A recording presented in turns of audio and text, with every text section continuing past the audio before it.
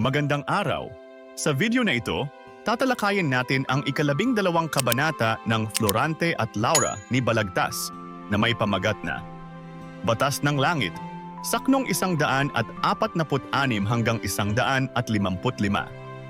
Pag-aaralan din natin ang maikling buod, mga mahahalagang pangyayari, tauhan, tagpuan, talasalitan at aral, mensahe o implikasyon na matatagpuan sa kabanatang ito.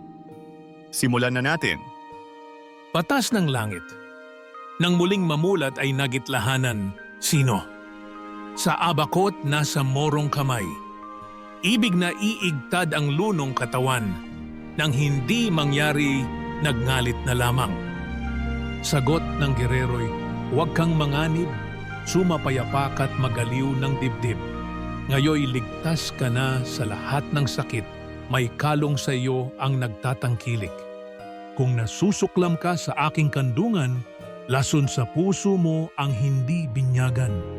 Nakukutya akong di ka saklolohan sa iyong nasapit na napakarawal.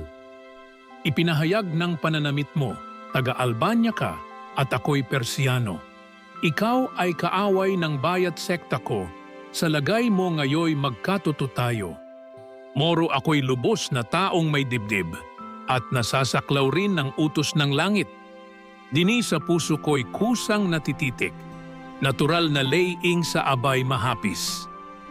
Anong gagawin ko'y aking napakinggan, ang iyong pagtaghoy na kalumbay-lumbay, gapos na nakita't pamumutiwanan ng 2 ganid ng bangis na tangan.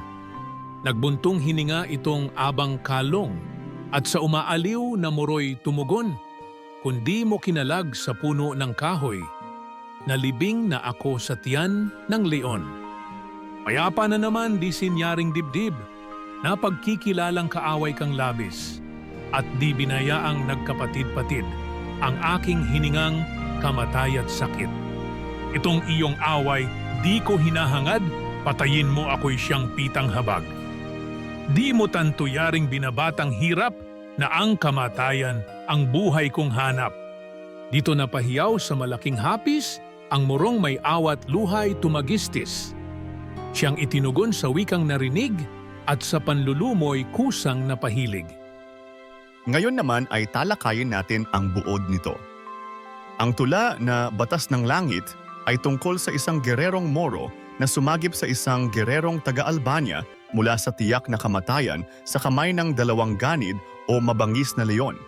Bagaman magkaaway ang kanilang lahi at sekta, ipinakita ng Moro ang pagkakaroon ng puso at awa sa kapwa, saklaw ng batas ng langit, na ang bawat tao ay may natural na utos na magmalasakit sa kapwa sa oras ng pangangailangan.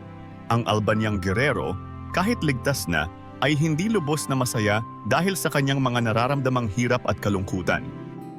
Dumako naman tayo sa mga mahahalagang pangyayari. Sinagip ng gererong Moro ang Albanyang gerero mula sa tiyak na kamatayan sa kamay ng 2 leon. Nagising si Florante sa kandungan ni Aladin at nagalit nang makita kung sino ang nagligtas sa kanya. Ipinaliwanag ng Moro ang kanyang ginawa. Sinasabing ito ay dahil sa utos ng langit at natural na batas ng awa.